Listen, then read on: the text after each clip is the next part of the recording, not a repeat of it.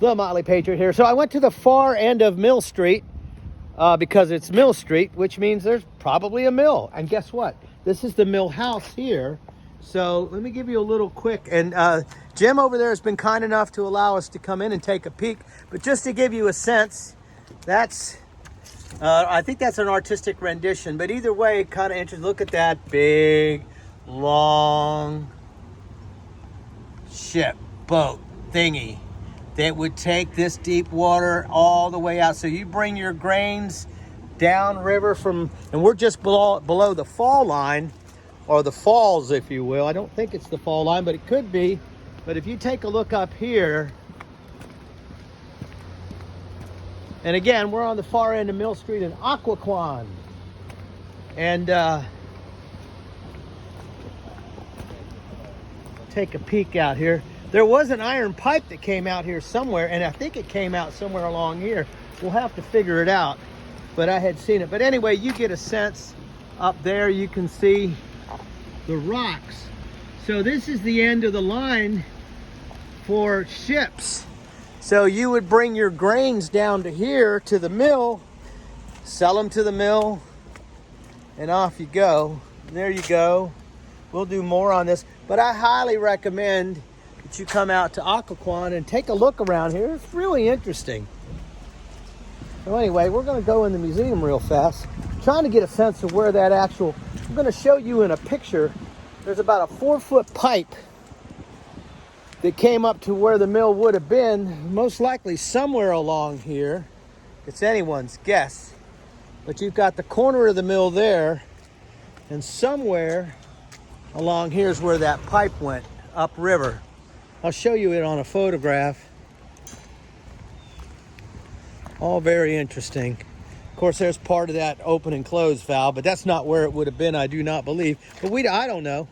But there's your corner of the mill down there. So if we judge from there, we could probably figure out just how far over it would be. But let me take you a peek. But let me show you inside the museum here. Oh, look, a gas light, kind of neat. So here we are. So let's take a peek. So this is a museum, historical commission of, well, they had water up to here. Good googa-mooga. 4 feet. Nice. Historic Occoquan Incorporated, right? Yes, sir. Yes, How are you, Jim? Hello. Okay, how are you, Paul? Jim's been sort of pointing out a lot of the interesting things here. Highly recommend you come visit this museum. Just a real quick scan, and there's just a lot of stuff that's connected to the history of Occoquan in one way or another, correct? That's right. So here's some piece of the old ironwork, paddle wheel shaft support. Here's bricks. Oh, nice. Decorated with a motif. Very nice. Oh, there you go. Oh, those irons are great. I love it. There's one of the old millstones. So I wanted to show you something. Jim and I were looking at some of the pictures, and here's a nice one. This is Occoquan in the 1900s. But you can see these in a lot more detail if you come take a visit. Yeah, I believe it's called the Millhouse Museum. The Millhouse Museum. Because the miller lived here with his family. Ah, so 725 square feet, Paul.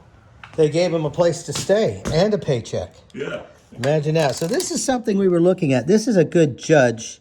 So you can see here, we're right about inside here. And there, that corner of the building is left. You can see that down on the ground. And then over here you see, and there's that water inlet above my finger. And that would be about a 4-foot pipe. So that was a pretty substantial water inlet.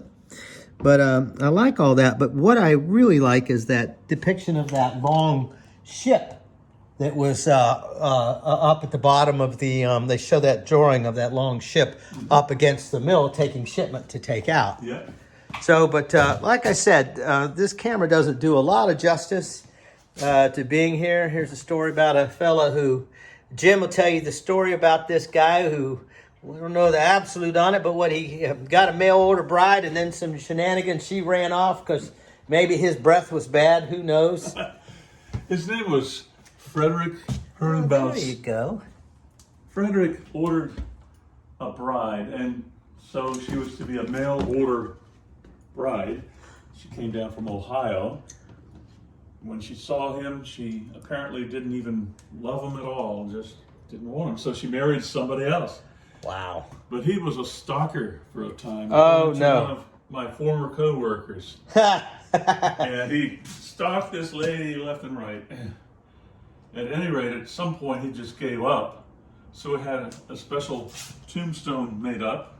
Is that what you like to call it? Or Yeah, or who knows what it is. But apparently somebody spent some money to get a nice carving. And that was discovered while they were excavating, did I say?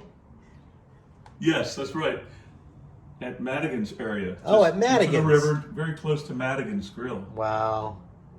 And of course now, Jim, you were pointing out which a lot of this stuff, I won't go into too much detail on it, but what I will go into a little more detail, which I find compelling and is very often underrepresented in most museums, what we have here are some local indigenous finds. And these, I think, are all very interesting. Let's see if I can't zoom in on these a bit. There we go. Gotta love the iPhone for its detail. I have some friends that can tell you what period these come from. My understanding is the coarser, less refined works are newer. I suppose the craft changed. Like that's a really nice detailed one. Fluting is really fine and notches on the back, whereas the others are a little bit more crude. And then there we go. Now, to give you an idea, I don't know if this does justice, but to give you a sense, this guy is huge. That would be the equivalency of a large, modern double-headed axe. It's pretty big. And of course, this is even cruder, but to give you a sense of these, Occoquan and the Native Americans, Patawomac, arrow point. So there's a lot here. But anyway, come on out. There's a lot to see, and we highly recommend it. Motley Patriot, thanks for watching.